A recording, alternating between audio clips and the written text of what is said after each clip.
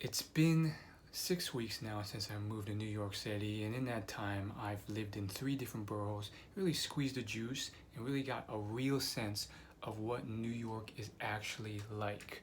Today, I want to give you the expectations versus reality of New York City and just give you a sense of what people assume that may be wrong. So, let's get started.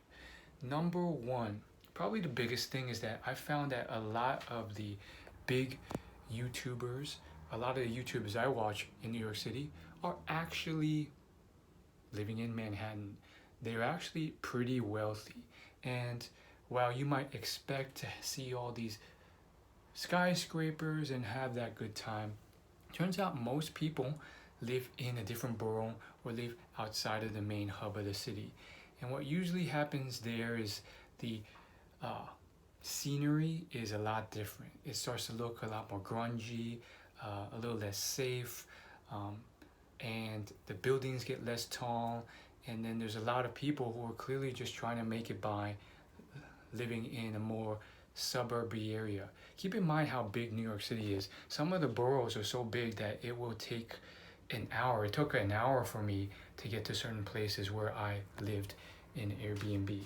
So that's been a huge one. Obviously, you're going to see some montages overlaid on top of this video that really showcase like just how New York City is so different from what a lot of these vloggers look at. And I think the untold implication there is that, yeah, I'm Brett Conti, I'm Casey Neistat, I'm Elliot Chang, and I'm actually rich enough to live in the center of Manhattan, but this is not how the bulk of the people live. And I think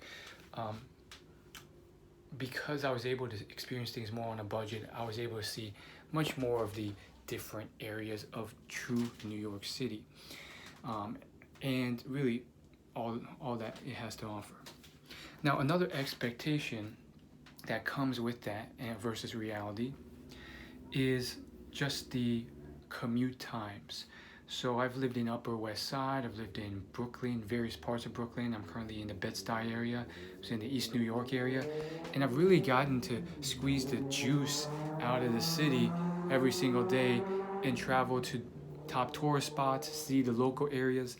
And I think another big part of it is the commute times. You know, if you want to go to an improv class or play soccer in Central Park, or take a mixed martial arts class, or a fitness class, or a dance class, some of those events, maybe it's a Broadway show, or eat at Chinatown, some of those places, even if they're free, like the parks offer a lot of free yoga events or dance class events, are in middle of Manhattan, or sometimes they're in Greenpoint, Brooklyn, or Williamsburg, Brooklyn, or oh, there's a movie, but it's in the Upper West Side, or it's in the Bronx, or it's in Queens.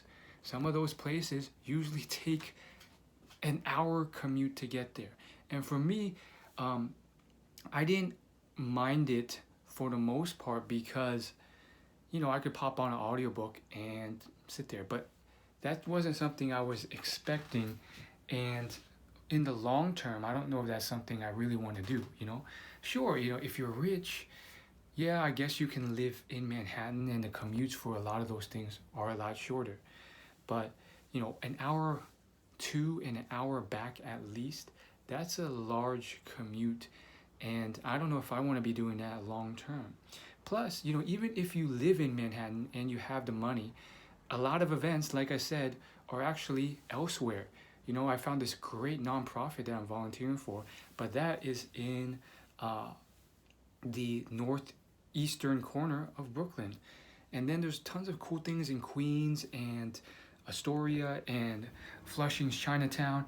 And so even if you're in Manhattan, there's a lot you're going to miss out on if you don't commute a far way to get there. And I think a lot of these vloggers cut out the commute times in the videos, so you're unaware of them. Another expectation versus reality is the sheer amount of mentally ill and homeless people. I just never considered that fact when I got here. And I get approached pretty much every day by a new homeless person asking me for money. And I just can't be giving away money left and right. Otherwise, I'm already on a budget and it's going to be worse off. And that was something that was never really shown in the vlogs. Um, and many of them are just mentally ill and they won't ask me for money, but they'll just be saying these very aggressive things that are indecipherable in people's faces, and they'll be yelling and screaming and walking around. And I don't know if the amount has increased or it was always this way, but it's a lot. And I think maybe that's why I see so few people give to homeless people. I actually gave money to one yesterday, but I can't be doing that all the time. I feel bad for them and I want to help them, but I can't do that all the time. And then they'll get conditioned to just keep asking for money, and then nothing changes.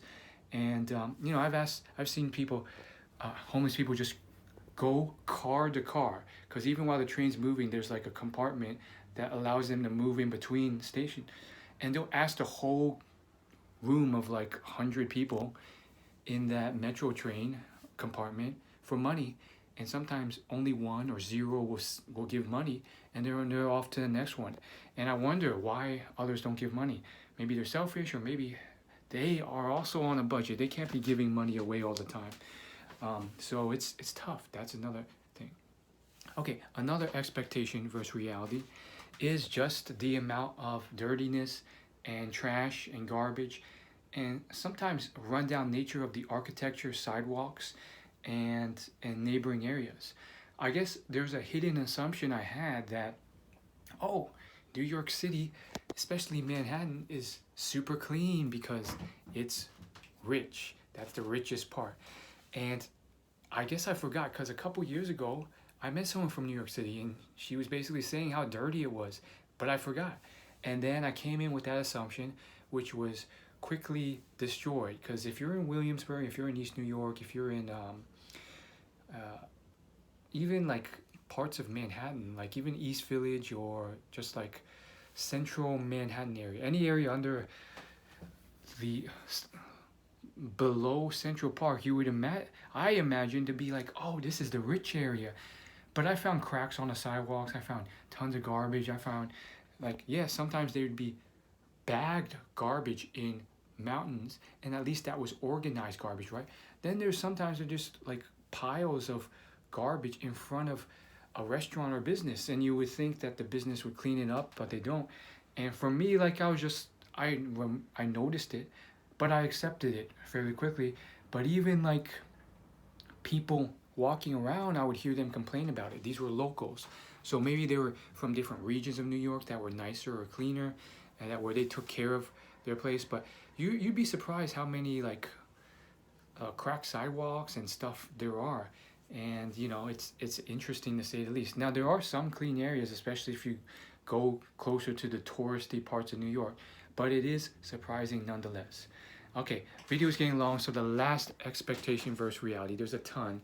Last expectation versus reality is just oh, it's New York City, everything is just gonna be super accessible and amazing, and the world just opens up, and I'm gonna walk outside, and then there's gonna be all these things that I can get access to immediately. And honestly, there's some expectations that were pleasantly surprised. I thought the food would be super, super expensive. I found a lot of cheap, affordable food places for $10-$20 each. Yeah, there's some are more expensive, but for me, the food was a pleasant surprise in terms of cost. But another expectation versus reality would be around some of the lack of access and the cost. I am paying significantly more than I was before I moved to New York City, and it's also pretty far away from stuff. And I guess I imagined that I would find some place reasonable, and then I just walk outside and there'd be access to a nice gym, a nice park, or just nice people, or I would be able to commute to those places within 20 minutes, and then I'd be able to make friends, meet people, and just easily, naturally connect with people, and so forth. But I found that I've had to make an active effort here as well. And I found some stuff to do. I went to an improv class. I went to a free MMA class in Central Park. I went to a free salsa class. I've paid for stuff as well. The improv class wasn't free, and all sorts of other stuff. But I've had to actively go on the website to find those things and then commute down into the place where it is, which is usually center of Manhattan. And then you meet these people, make friendships, but then you have to commute back, and it's almost like a disjointed type of community in a way.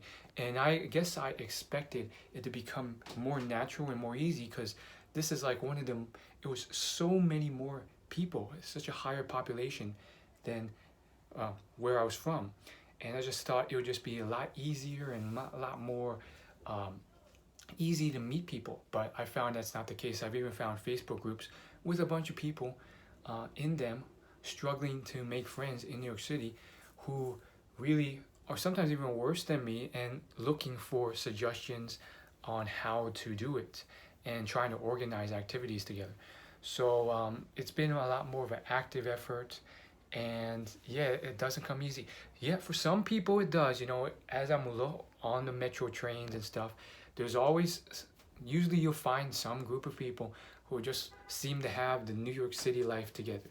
They're well dressed, they're good looking, they're there with their group of friends, they're off to commute to yet another who knows what, happy hour or restaurant exchange. I don't know how they do it. They probably have some fancy finance job. Or maybe I'm just projecting and assuming when they're trying to figure it out themselves. I don't know. But yeah, I would say the biggest thing has just kind of been the overall vibe.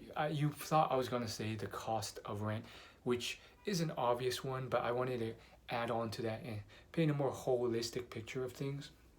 And I would say that's a big one. I think you can find community here, and it's still better than many other areas, maybe even better than where I was from, but it is not as natural or seamless or as easy as I thought.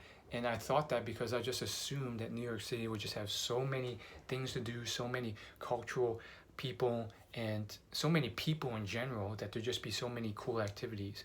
But it's been surprising. Like, there's certain areas I've been, like East New York and Upper West Side, like Harlem area, where I was surprised at the lack of gym facilities. Now, there were some if you really wanted to take a trek to them, but even like gym facilities in New York City boroughs, I thought would be like more common, but I guess they aren't, because I guess people aren't really into fitness or looking to really get into that. They're just trying to make it by in certain areas where the income and poverty line are lower. So now I'm in Bed-Stuy rather than 150th Street, and things may be a bit different. So especially if you're in Manhattan, obviously there's more gyms and stuff there. So that's it for expectations versus reality. And I have a lot more if you want a part two.